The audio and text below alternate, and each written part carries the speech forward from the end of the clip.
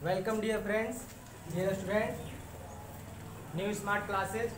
जैसा कि मालूम आप लोग को, ये हम लोग का ऑनलाइन का पहला क्लास है, जिसमें हम लोग साइंस का क्लास 10 का चैप्टर नंबर 2 अम्ल, क्षारक और लवण, इसको हम लोग ऑलरेडी स्टार्ट कर चुके हैं, जिसको इंग्लिश में एसिड, बेस और साल्ट कहते हैं।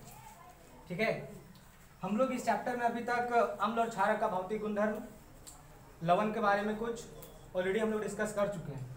अभी हम लोग फिलहाल क्षारक का रासायनिक गुणधर्म पढ़ेंगे।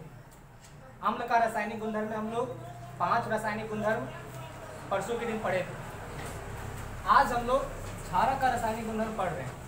ठीक है, रासायनिक गुणधर्म यानी कि केमिकल प्रॉपर्टी, और क्षारक यानी कि बेस। क्षारक का ऑलरेडी हम लोग को मालूम है कि पीएच मान जो होता है 7 से अधिक, 8 से 14 होता है, वो उसका भौतिक गुण है। हम लोग को फिलहाल क्षारक का रासायनिक गुणधर्म पढ़ना है, तो हम लोग तुरंत स्टार्ट करते हैं बिना व्यर्थ किए। 4 इसमें गुण है। कितना है? 4 रासायनिक गुणधर्म हम लोग पढ़ेंगे। रासायनिक गुणधर्म में क्या होता है ना कि क्षारक या तो अम्ल, किसी का भी हम लोग को पढ़ना है, वो दूसरे एलिमेंट या दूसरे यौगिक के साथ रिएक्शन करता है और फिर नया उत्पाद बनाता है। यहाँ भी वही होगा। सबसे पहले हम लोग क्षारक का पहला रासायनिक गुणधर्म में क्षारक को धातु से रिएक्शन करवाए, जैसा कि अम्ल में भी किए थे।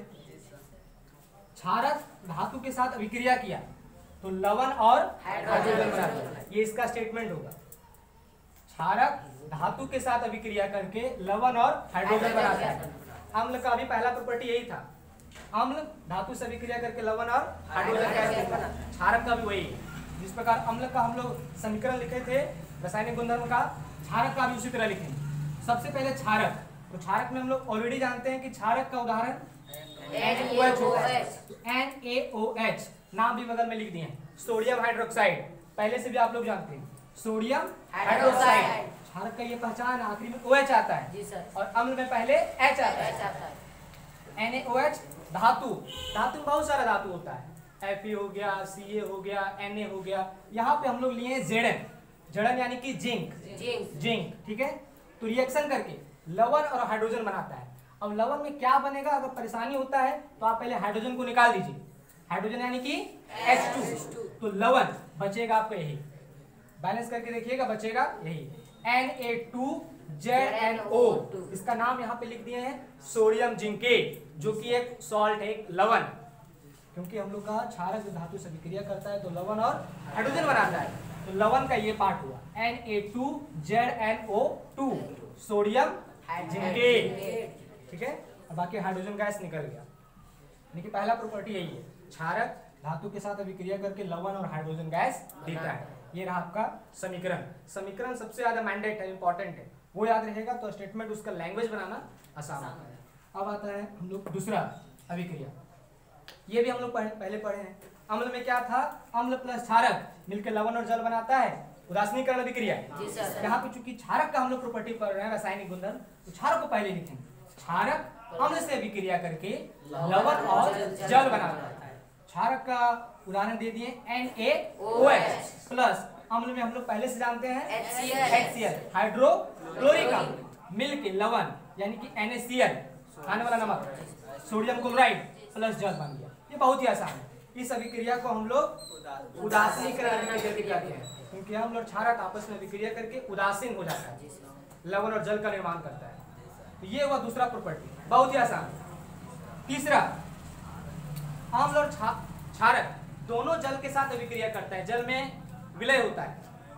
ठीक है, अम्ल में हम लोग पढ़े थे कि अम्ल जल में अभिक्रिया करके H2O के साथ H+ आयन या तो H3O+ आयन, हाइड्रोनियम आयन या हाइड्रोजन आयन देता है। यहाँ पे चूंकि हम लोग क्षारक का पढ़ रहे हैं, तो क्षारक जल के साथ अभिक्रिया करके या जल में घुलकर हाइड्रोक्साइड आयन देता है। क्या देता है? Hydroxide ion. ये OH- हाइड्रोक्साइड आयन देता है। आयन 2 प्रकार का होता है, प्लस और माइनस। यही कारण है कि हम लोग NaOH क्षारक का जब जल के साथ H2O के साथ रिएक्शन करवाएं तो Na ये प्लस वाला और OH माइनस वाला, ये धन आयन और ऋण आयन अलग हो गया।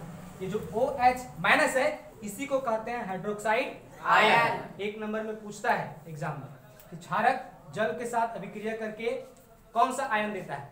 हाइड्रोक्साइड आयन देता है। और अम्ल H+ आए, हाइड्रोजन आए, ठीक है। और आखिरी है, हम लोग अम्ल में आखिरी में करवाए थे धातु कार्बोनेट और धातु हाइड्रोजन कार्बोनेट के साथ रिएक्शन, तो बना था लवण, जल और कार्बन डाइऑक्साइड, याद है ना जी सर। यहाँ पे क्षारक को हम लोग रिएक्शन करवा रहे हैं आधात्विक ऑक्साइड के साथ। किसके साथ? आधात्विक ऑक्साइड के साथ। और ध्यान रखिएगा, आधात्विक ऑक्साइड का प्रकृति अम्लीय होता है। क्या होता है? अम्लीय। क्यों अम्लीय होता है इसको हम लोग याद रख सकते हैं, ये ऑलरेडी क्षार है। क्या है? क्षार।